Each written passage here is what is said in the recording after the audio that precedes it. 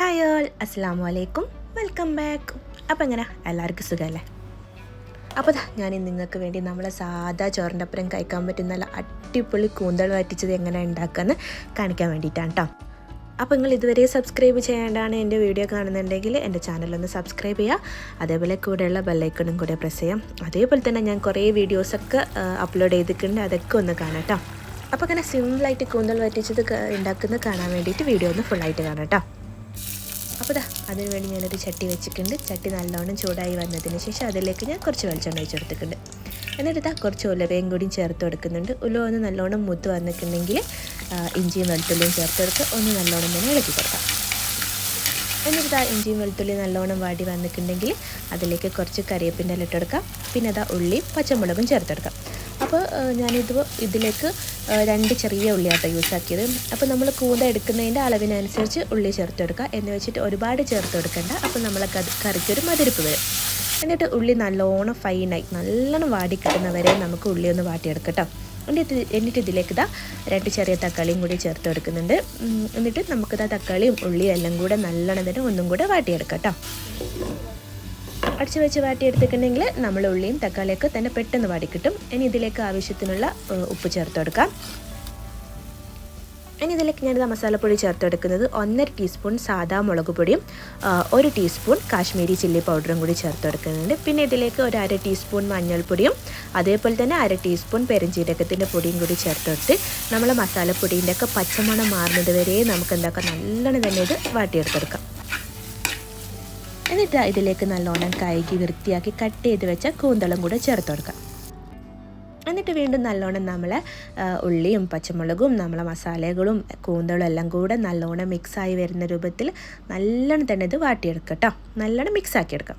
എന്നിട്ട് നമ്മൾ കൂന്തൾ വേവാൻ ആവശ്യത്തിനുള്ള വെള്ളം മാത്രം ചേർത്ത് കൊടുക്കുക. ഒരുപാട് വെള്ളം ചേർക്കേണ്ട, കാരണം നമ്മളെ കൂന്തളിൽ നിന്നൊക്കെ വെള്ളം ഇറങ്ങി വരും. അതുകൊണ്ട് തന്നെ ആദ്യം തന്നെ നമ്മൾ ചേർത്ത് കൊടുക്കുന്ന ആവശ്യത്തിനുള്ള വെള്ളം മാത്രം ചേർത്ത് കൊടുക്കുക.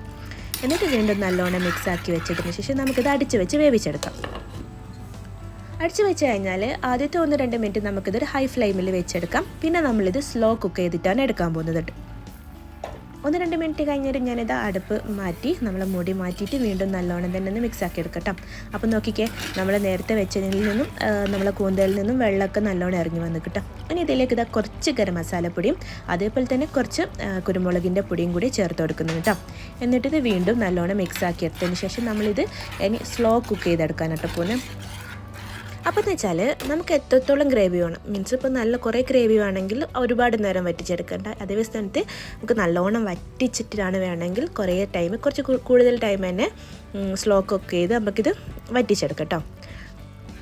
എത്രത്തോളം നമ്മൾ ഈ കൂന്തൾ വറ്റിച്ചെടുക്കുന്നുവോ അത്രത്തോളം നമ്മളെ കറിക്ക് നല്ല ടേസ്റ്റ് ഉണ്ടാവും.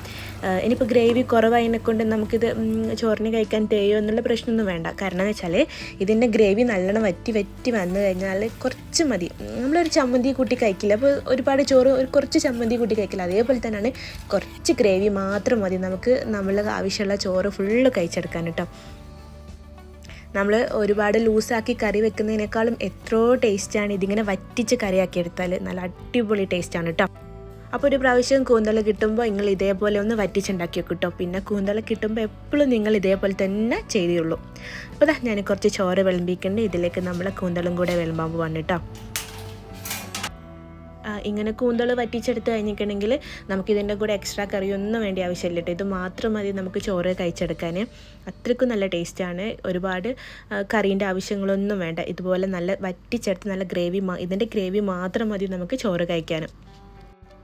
അപ്പോൾ ഞാനിതിൻ്റെ കൂടെ കുറച്ച് നമ്മൾ മത്തൻ്റെ എരിശ്ശേരിയും കൂടി ഉണ്ടാക്കിയിരുന്നു കേട്ടോ.